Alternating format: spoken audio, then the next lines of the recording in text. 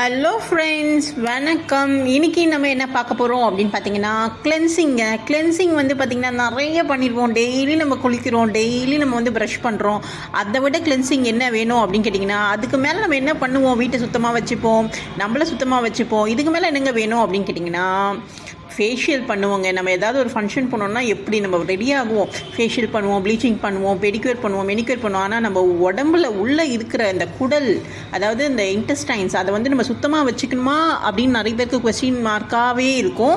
அதுக்கும் நம்ம வந்து ஸ்டெப் எடுக்கணுமான்னு. ஆனால் நம்ம இதில் வந்து பார்த்திங்கன்னா, நம்மளுடைய கல்ச்சரில் வந்து பார்த்திங்கன்னா, சவுத் இந்தியன் ஃபுட்டு மாதிரி ஒரு ஃபுட்டு வந்து இந்த உலகத்தில் வேறு எந்த மூலை முடுக்குலையும் இருக்காதுங்க. ஏன்னா நம்ம யூஸ் பண்ணுற எல்லா இன்க்ரீடியன்ஸுமே அவ்வளோ மருத்துவ குணம் வாய்ந்ததுங்க. நம்ம தாளிக்கிற பொருளாக இருக்கட்டும், நம்ம அஞ்சல் பட்டி தாங்க ஒரு சிறந்த மெடிக்கல் ஷாப்பு. ஸோ அதை வந்து நம்ம ப்ராப்பராக யூஸ் பண்ணனாவே நம்மளுடைய உடம்பு வந்து ஆரோக்கியமாக இருக்குங்க.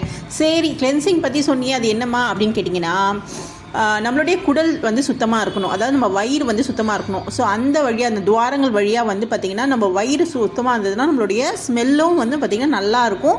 அதே மாதிரி வயிறு உபாதைகள், இந்த புளிச்ச ஏப்பம், அப்புறம் இந்த அசிடிட்டி, அந்த மாதிரியான பிரச்சனைகள் எதுவுமே இருக்காது. முக்கால்வாசி பேருக்கு வந்து பார்த்திங்கன்னா ஜீரணத்தொல்லை தான் ஜாஸ்தியாக இருக்கும்.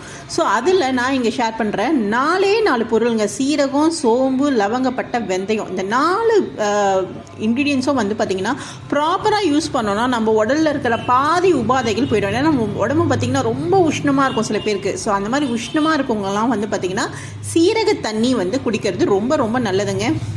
அது வந்து பார்த்திங்கன்னா நல்ல ஒரு குளிர்ச்சியை கொடுக்கும், நல்ல ஒரு ஃபைபர் கண்டென்ட் வந்து நல்லா இருக்குது. ஸோ அது வந்து ஹீட்டுனால நிறைய பிரச்சனைகள், உடல் உபாதைகள் வரும். ஸோ அதுலேருந்து நம்ம வந்து தற்காத்து கொள்ளலாம். ஸோ சீரக தண்ணி முடிஞ்ச அளவுக்கு சீரகம் வந்து நைட்டே போட்டு ஒரு பாத்திரத்தில் கொதிக்க வச்சுட்டிங்கன்னா, இல்லை டே ஃபுல்லாக வந்து சீரக தண்ணி குடிக்கிறது ரொம்ப நல்லது. முடியாதவங்க காலையில் போட்டு அதை ஆற வச்சு குடிக்கலாம். ஸோ முடிஞ்ச அளவுக்கு வந்து பார்த்திங்கன்னா உங்களுடைய சமையலில் வந்து சீரகம் வந்து ஆட் பண்ணிக்கோங்க. அது ஒரு நல்ல கிளென்சிங், நல்ல ஒரு குளிர்ச்சி தன்மையை கொடுக்கும், நல்ல அந்த பாடியோட டெம்பரேச்சர் வந்து நல்லா மெயின்டைன் பண்ணும். நெக்ஸ்ட் வந்து பார்த்திங்கன்னா சோம்பு வந்து நிறைய பேருக்கு வாய் வந்து துர்நாற்றம் அடிக்கும். வயிற்றில் இருக்கிற கோளாறுனால தான் வாயில் வந்து துர்நாற்றம் அடிக்குது. நிறைய பேருக்கு வந்து பார்த்திங்கன்னா அஜீரண கோளாறு இருக்கும், சரியாகவே சாப்பிட முடியாது, ரொம்ப வந்து ப்ளோட்டடாக இருக்கும். ஸோ அந்த மாதிரி பிரச்சனை இருக்கவங்களுக்கு சும்மாவே ஒரு 4 சோம்பு எடுத்து வாயில் போட்டு மென்னுட்டு இருந்தாங்கனாவே ஒரு பாதி பிரச்சனை வந்து தீர்ந்துடும். ஸோ அதனால் முடிஞ்ச அளவுக்கு சோம்பு தண்ணி குடிக்கிறது ரொம்ப நல்லதுங்க. இது வந்து உடல் எடையை வந்து கட்டுப்பாடாக வச்சுருக்கோம். அதாவது நம்மளுடைய வெயிட்டை வந்து கரெக்டாக மெயின்டைன் பண்ணுறதுக்கு ரொம்ப ஹெல்ப்ஃபுல்லாக இருக்கும். கெட்ட கொழுப்பெல்லாம் ரிமூவ் பண்ணிவிடுங்க.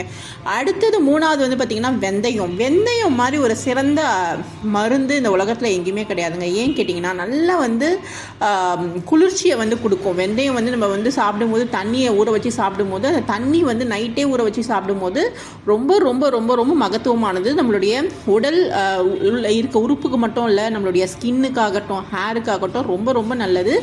அது மட்டும் இல்லை, இது வந்து பார்த்திங்கன்னா நம்ம வந்து ஊற வச்சு இந்த தண்ணியை குடிக்கும்போது நம்மள உடம்புல இருக்கிற பிளட் சுகர் லெவலில் கூட கண்ட்ரோல்டாக வச்சுருக்குங்க. ஸோ கண்டிப்பாக டயபெட்டிஸ் பேஷண்ட் யாராவது கண்டிப்பாக ஒருத்தர் இருப்பாங்க வீட்டில்.